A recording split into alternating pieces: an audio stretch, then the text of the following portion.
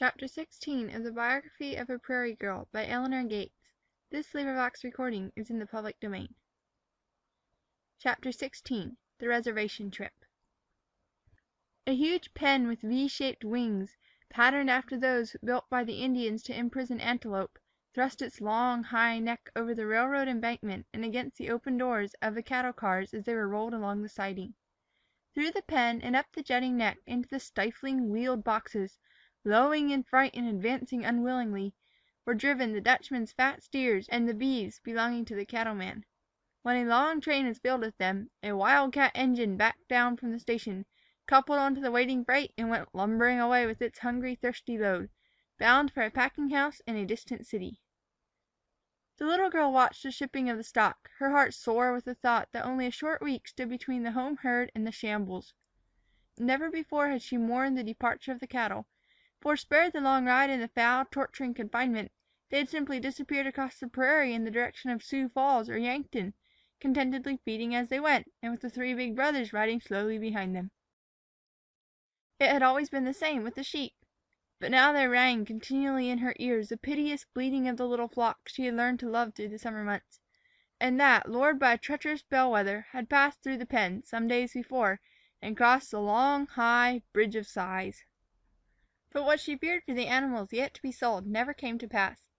The morning before the big brothers were to round up, a trooper rode in from the reservation with an urgent message from the new commandant, asking that as many heads of beeves as possible be sent to the post. The letter stated that a stock raiser, with whom negotiations had been all but closed, had received an offer from a Kansas City buyer that advanced the army terms by a fraction of a cent per pound on the hoof. The commissary, therefore, was compelled to look elsewhere for meat. A reply was at once sent back, promising a drove from the farmhouse within a week, and as the little girl saw the cavalry horse speeding westward with the message, she flew into the kitchen with a happy song on her lips, and set about helping her mother prepare provisions for the trip. That afternoon, while the biggest and the youngest brothers divided the cattle, putting those that were to be wintered in the wire pen, the eldest shod 4 ponies, 3 for riding and 1 for a pack horse. The start was planned for the next day, and since the trip must be a leisurely one, in order that the animals should arrive in as good condition as when they set out, a cow was included in the drove to furnish milk during the 2 days or more that the big brothers would be en route. But the following morning all plans for the journey were upset. One of the ponies tried its newly shod heels on the youngest brother with such viciousness that he had to be carried into the house. The biggest brother decided to remain at home and take care of him. So while the pack horse was being loaded with blankets, food, and a coffee pot, the eldest brother and his mother discussed the situation and at last agreed that the little girl would have to help in the drive.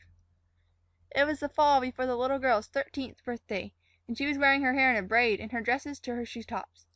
That summer, for the first time in her life, she had not gone barefoot. She had also taken to riding a side saddle with a red plush seat.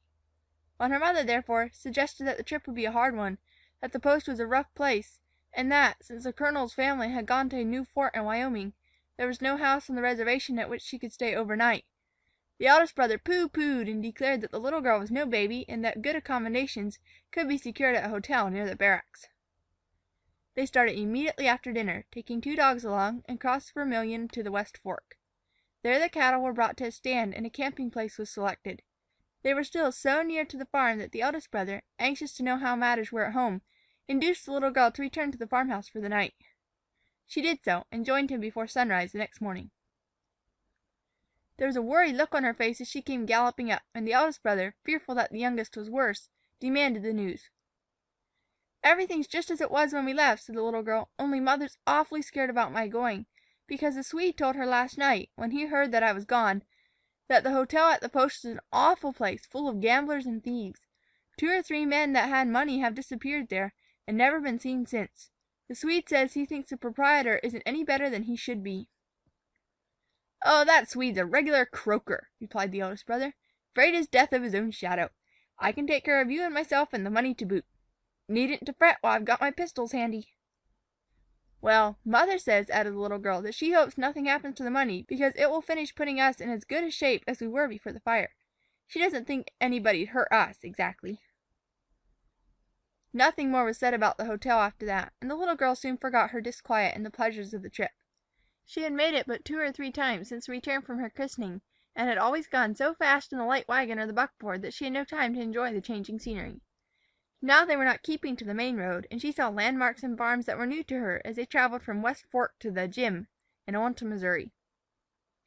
That night the eldest brother pitched camp on a hillock not far from the herd and well out of the way of the mosquitoes. To make the little girl's safety certain, he put her blanket at the center of a square that was roped in by lariats, the stakes being black willows cut out of a clump on the river bank. She lay down with the dogs beside her, but, unused to the strangeness of her bed, slept little. The eldest brother stayed with the herd, so she passed the long hours before midnight looking up at the stars and thinking. She could hear the yelping of some coyotes that were cautiously reconnoitering from a neighboring bluff. When they came near, the dogs sprang up and challenged them, and soon their cries died away as they slunk down a deep coulée. The dogs quieting again, she caught the sound of faint movements and calls in the grass. An owl hooted, and it was so like the signal cry of some prowling Blackfeet who had visited the farm one night that she was startled and sat up. A bird chirped and a rabbit hopped by. Down among the cattle a steer coughed or grunted as it got awkwardly to its feet, and there was an occasional click of horn against horn as an animal moved its head. At last all the sounds blended and faded, and she fell asleep, lulled by the song that the eldest brother was singing to the herd. At 3 o'clock the following afternoon, though they had gone at a grazing pace since sun up, they arrived in sight of the post, and halted a mile away from the nearest dugout. The little girl and the dogs remained with the cattle while the eldest brother cantered in to report his arrival. When he returned, a young lieutenant came with him to inspect the drove, and by 6 o'clock the beeves had been declared satisfactory and were in a stockade pen behind the barracks. Then the eldest brother, his belt heavy with good government coin, rode with the little girl toward the hotel, a rough one-story building flanked on either side by a gambling house. They ate their supper in the small, unpapered parlor which adjoined the bar, for the eldest brother had looked into the dining room and found it as thick with smoke and men as the saloon. When the meal, which was served by an Indian woman, was over, the little girl remained quietly in her chair while the eldest brother went out to sell the pack pony. He returned late, delighted over making a fine bargain with a Canadian fur trader, to find her waiting patiently but tremblingly for him. "Oh, they've been making such a terrible noise in the saloon," she told him, as she sprang up to let him in. "I locked the door because I was scared. I could hear swearing and quarreling and poker chips rattling around." He did not answer until he had carefully hidden the price of the pony in his belt. Then he put his revolvers on the table and drew a chair close to hers. "I just met Eagle Eye," he whispered, "and he says that what the Swede told Ma is true. This hotel's a tough place, and the man that runs it's got a bad name. It's full of gamblers now, too, because the troopers have just been paid. I don't like to think of bunking here tonight one bit. Pretty nearly every man knows I've got a lot of money on me. But what can we do?" The little girl knit her brows. "We might stay right in this room," she whispered at last. "You could bring the blankets, and I'd watch while you slept a little while, and then you could watch till morning." "Oh, I guess it ain't so bad as all that."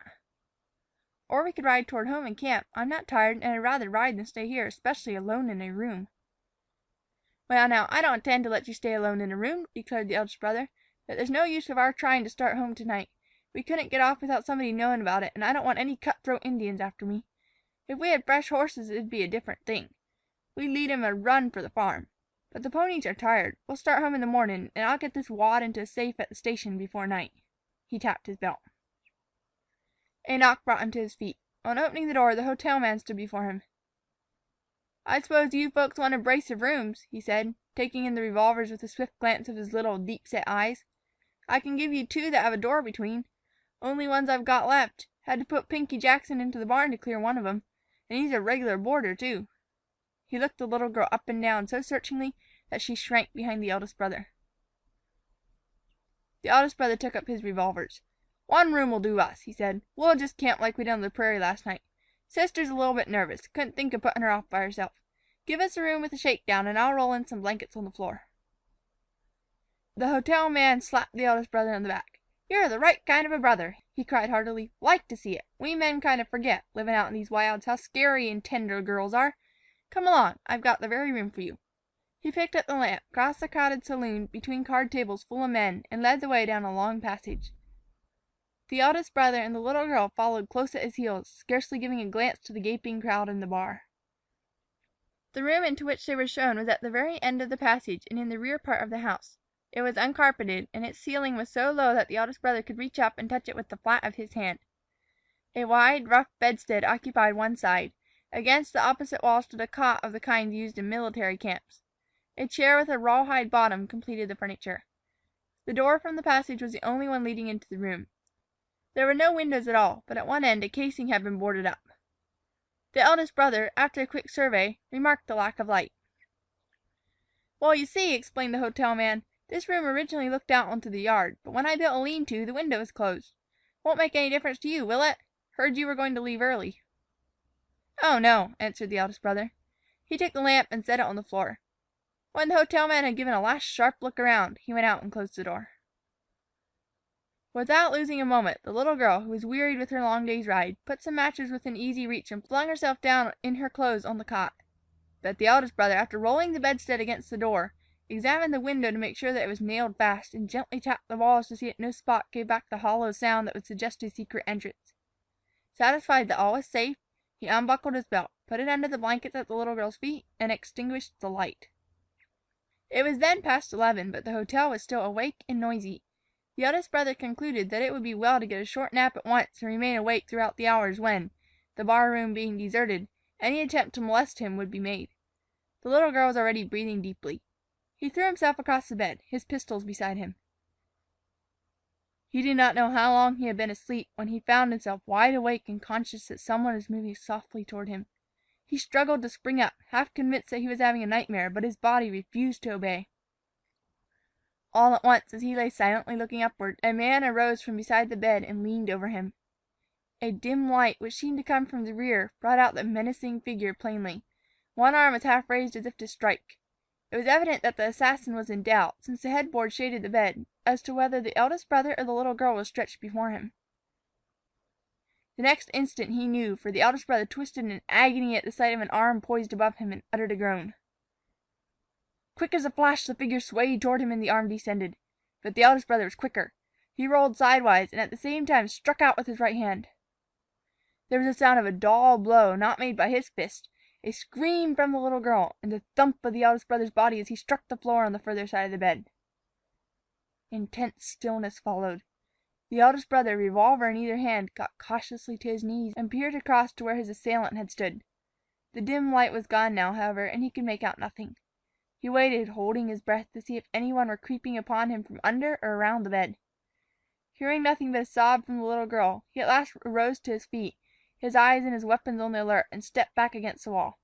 Then he sidled along until, having passed the boarded-up window and two corners, his knees struck the cot. "Don't be afraid," he said, squatting instantly to one side to dodge any bullet or knife that might be guided by his voice. After another short wait, he added, "I think he's gone. Light the lamp." While the match flickered in the little girl's hand, the eldest brother again moved eyes and pistols in a half circle. But as the lamp was lifted and its light dispelled the darkness, he saw that they were alone. To remove every doubt, he looked under the bed and the cot and behind the headboard. When his search was completed, he sat down on the rawhide bottomed chair, trembling, enraged, and mystified. "Am I crazy?" he asked in a low voice. "I was sure there was a man in here. But if there was, how'd he get out?" "I heard someone," whispered the little girl. She was very pale and kept close beside him for protection. The eldest brother thought a moment. Then he jumped up and strode to the bed. "Bring the lamp," he said. Together they examined the covers. Only the top one had been turned down. Now it lay as the eldest brother had tossed it when he rolled out upon the floor. The other blankets were undisturbed.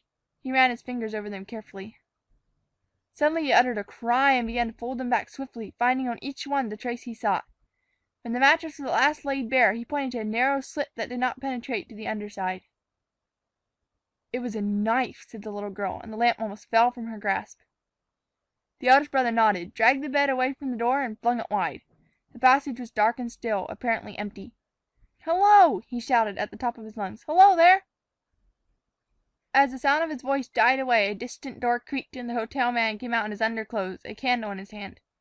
"What's the matter?" he called crossly, coming toward them. "You'll wake the whole house." He looked around, a trifle dismayed, the eldest brother thought, to see other doors being opened and heads thrust out. "That's just what I intend to do," cried the eldest brother. "I want to let every man in the hotel know that you keep a murderer handy to stab people in their sleep." The proprietor was now close. He brought up abruptly at the daring accusation and glared at the eldest brother. "Don't you give me any such talk as that," he said. His teeth came together with a snap, and he reached instinctively to the place where, in the daytime, was the pocket that held a ready pistol. "Don't you dare deny it," answered the eldest brother. He brought a revolver in line with the hotel man's eyes. "Do you see that?" he queried. "Well, just be very careful and come here. I want to show you something." He motioned the other to precede him. Together they entered the bedroom. A curious crowd followed and filled the apartment. "Now," went on the eldest brother, "look at that bed." One by one they stepped forward, ran their fingers through the slits in the covers, smiled grimly, and backed away to whisper among themselves. The hotel man did like the rest, only his smile was pacifying, cringing. When all had had their turn, the eldest brother faced the crowd. "I heard last night," he said, "that more 'n one man has hired a room in this hotel and has never been seen again. So I shoved my bed against the door before I went to sleep to make sure we'd be safe. That knife cut shows how safe we was." He seized the proprietor roughly by the shoulder. "There's a remedy for holes like this. Like as not, these gentlemen know about it." There was a murmur of assent from the listening crowd. "Now I'll give you just a minute to show the gentlemen where the secret entrance is that I looked for last night. Then we'll talk remedy." He cocked a pistol, his finger still on the hotel man's shoulder, and held the eyes of the latter steadily. They stood thus for a moment, face to face. "I don't know anything about a secret entrance," growled the hotel man at last, with an oath. "But if you'll take your hand off of me and put down that shooting iron, I'll help you hunt it, if there is one." The eldest brother did as he was asked, and the hotel man began to walk around, looking above him, examining the walls, scrutinizing the floor. Soon all the rest were similarly occupied, even the eldest brother taking his eyes off his host to search the boards at his feet. The opportunity for which the hotel man was waiting came. While the attention of all was diverted, he moved around until he was opposite the door, and then slipped through it with a defiant yell. Down the dark passage he fled, and gained its further end before the eldest brother, with the crowd behind him, took up the chase. Shots were fired at haphazard into the gloom, but when the hotel had been carefully searched, no proprietor was to be found. His pursuers, certain that he was hidden in some closet known only to himself, adjourned to the bar to discuss ways and means. The news of the trouble at the hotel spread like thistledown in a high wind. In half an hour the saloon was jammed with cattlemen, traders, soldiers, gamblers, half-breeds, and Indians, all more or less under the influence of the absent proprietor's liquor, which was flowing freely, and all ready to hear what the eldest brother had to say. He stood on the slippery counter to address them, his weapon still in his hands. On one side was a solitary lamp that brought out dimly the faces upturned to him. On the other side sat the little girl, facing the mob as it waited, sinister, determined, threatening, ready to act upon any mad suggestion. When the eldest brother had recounted his story, he stood in silence, waiting for someone to speak. After a short pause there was a movement in the rear of the room, and with a jingle of spurs there stepped forward Eagle Eye, the scout. He pulled off his slouch hat and shook back his long hair as he leaped to a place beside the eldest brother. Then he put his hands to his belt and stood, arms akimbo. "There's been bad work here before," he said, "and we've let it pass. But shall we let it pass this time?" There were cries of "No, no," and curses on the head of the hotel man. Eagle Eye went on. "It's a dark night. The moon is down and the sun is slow a-rising. We had better to have a light to show us to our beds." There was a hidden meaning in his voice that was read and answered with cheers by the drunken mob. "What say you, Langdon?" he continued, whirling round upon a man on whose blue flannel shirt shone a star, and whose belt gave back the glint of nickel. Langdon gave a laugh and shrugged his shoulders before draining the flask in his hand. "This is my friend," said Eagle Eye, extending one arm above the little girl and resting it on the eldest brother's shoulder. "We will help him drive the fox from the haystack."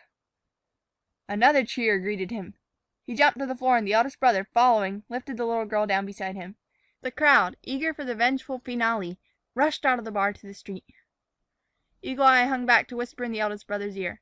"It's a good time for you to get out," he said. "I'll help you saddle the ponies." He knelt to unfasten his spurs and put them on the other's boots.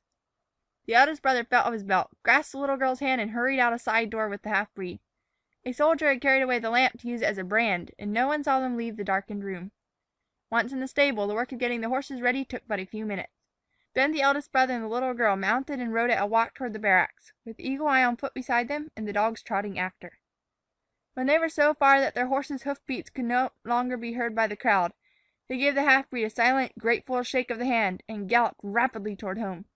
Not until the post was a mile behind did they halt at the top of the ridge to look back. Volleys of shots and shouting were borne to their ears by the early morning breeze, for the crowd was celebrating the progress of a swiftly mounting blaze. Soon the eldest brother and the little girl could see the men running excitedly about, and caught the smell of kindling lumber. In a few moments the post sprang into sight as the hotel became a mass of flames. The mob, as it moved about the rim of the burning pile, looked like wooden men pulled by wires. There were fewer shots now and little shouting. The conflagration seemed to glut the horde. The eldest brother and the little girl dared pause no longer, but cantered on. When they looked around for the last time, the fire had died down, and its thin smoke was carrying up a myriad of sparks, to die out in the dome of the slowly brightening sky. End of The Reservation Trip.